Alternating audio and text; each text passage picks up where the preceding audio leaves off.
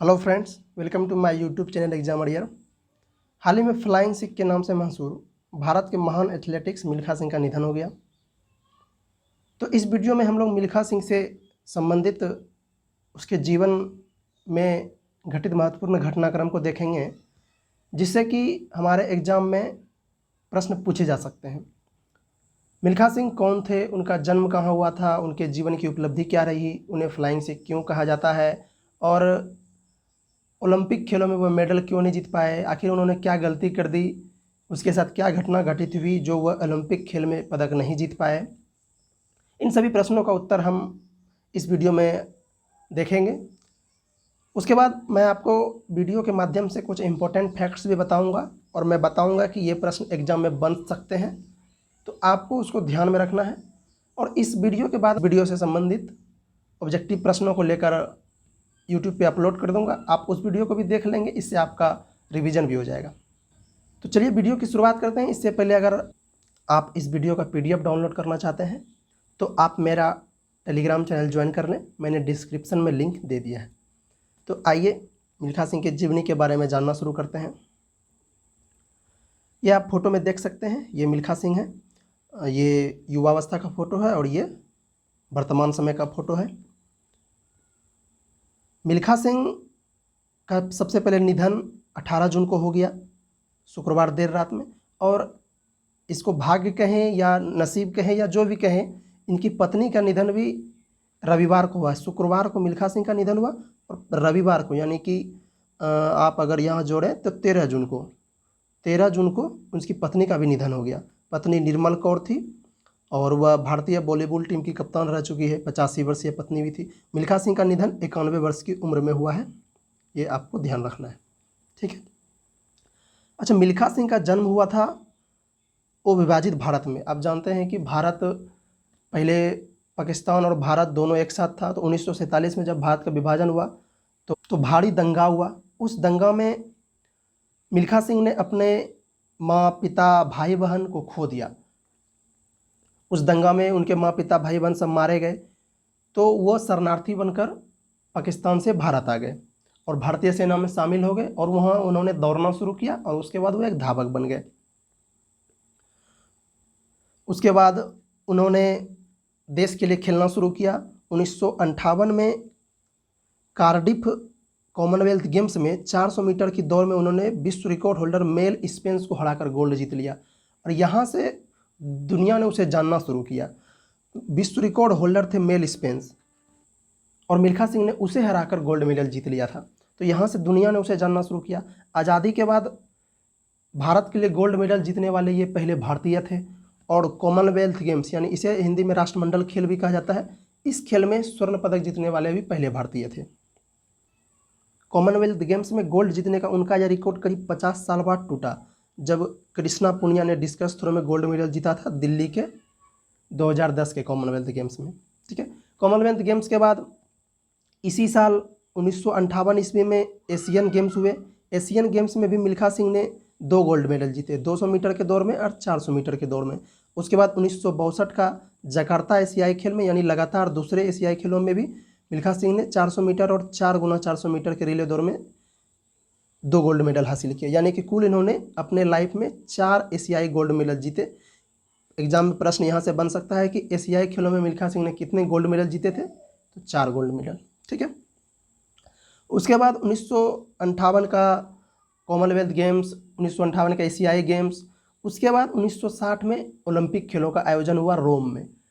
रोम में ओलंपिक खेलों के आयोजन से पहले मिल्खा सिंह ने इतने दौड़ जीत लिए थे कि पूरी दुनिया को लग रहा था कि ओलंपिक में अगर 400 मीटर के दौड़ में कोई गोल्ड मेडल जीत सकता है तो वो केवल मिल्खा सिंह है।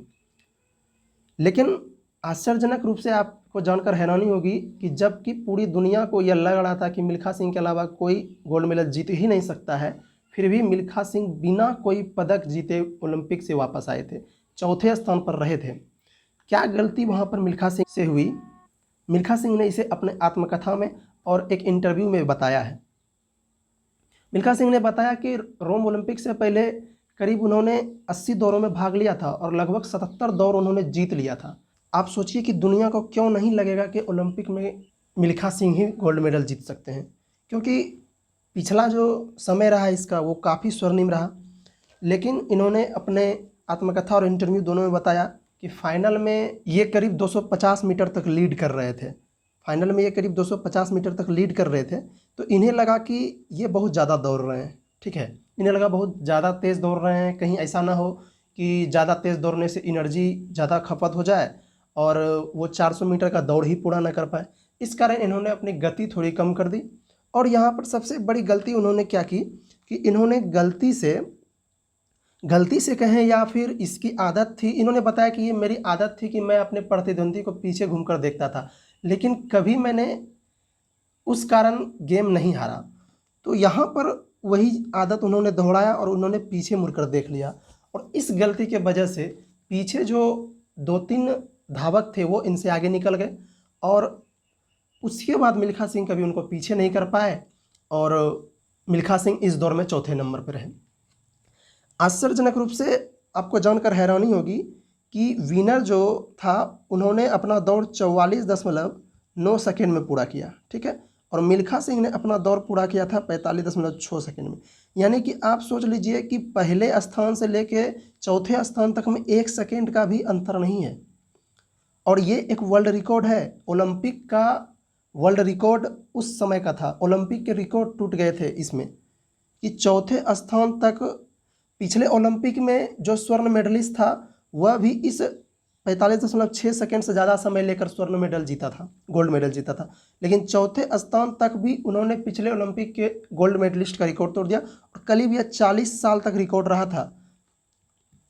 आप सोच सकते हैं कि कितना कांटे का मुकाबला था, और मिल्खा सिंह अगर वो छोटी सी गलती नहीं करते तो आज मिल्खा सिंह को वह कभी मलाल नहीं रहता कि मैं ओलंपिक मेडल नहीं जीत पाया। 1960 के ओलंपिक में पदक से चूकने के बाद मिल्खा सिंह फिर भी काफ़ी बहुत प्रसिद्ध हो गए, क्योंकि उन्हें दुनिया जान रही थी, लेकिन वह पदक से चूक गए। लेकिन उनका जो प्रदर्शन था वह ओलंपिक रिकॉर्ड को तोड़ने वाला था। इसी साल 1960 में ही पाकिस्तान में इंटरनेशनल एथलीट कंपटीशन का आयोजन हुआ। वहाँ से उसे न्योता मिला कि आप आइए हमारे इस कंपटीशन में हिस्सा लीजिए, लेकिन मिल्खा सिंह को पाकिस्तान जाने की इच्छा नहीं थी, क्योंकि वहाँ पाकिस्तान में भारत विभाजन के समय दंगे में उसके माँ, पिताजी, भाई बहन को मार दिया गया था, तो वो पाकिस्तान नहीं जाना चाहते थे। लेकिन भारत के उस समय के प्रधानमंत्री पंडित जवाहरलाल नेहरू ने उन्हें समझाया, तो वह उस दौड़ में हिस्सा लेने गए। उस समय पाकिस्तान के एक धावक थे अब्दुल खालिक, उसे वहाँ का सबसे तेज़ धावक माना जाता था, और एक दो जगह एशिया का सबसे तेज़ धावक भी लिखा हुआ है कि उस समय वो एशिया के सबसे तेज़ धावक थे। लेकिन उस दौर में मिल्खा सिंह ने उसे भी पराजित कर दिया था, और मिल्खा सिंह ने इस तरह उस दौर में अपने प्रतिद्वंदी को पराजित किया कि वहाँ जो अपने देश के अब्दुल खालिक का समर्थन जोश बढ़ाने आए थे, जो भी दर्शक वहाँ की महिलाएं, जो मुस्लिम महिलाएं बुर्का पहनती है, उन्होंने अपना बुर्का तक खोल दिया था मिल्खा सिंह के दौड़ को देखने के लिए। मिल्खा सिंह के इस प्रदर्शन को देखने के बाद राष्ट्रपति फील्ड मार्शल अयूब खान ने उसे फ्लाइंग सिख की उपाधि दी। उन्होंने कहा कि आज तुम दौड़े नहीं हो, आज तुम उड़े हो, इसलिए हम तुम्हें फ्लाइंग सिख की उपाधि देते हैं। तो आप समझ सकते हैं कि मिल्खा सिंह कितने महान धावक थे।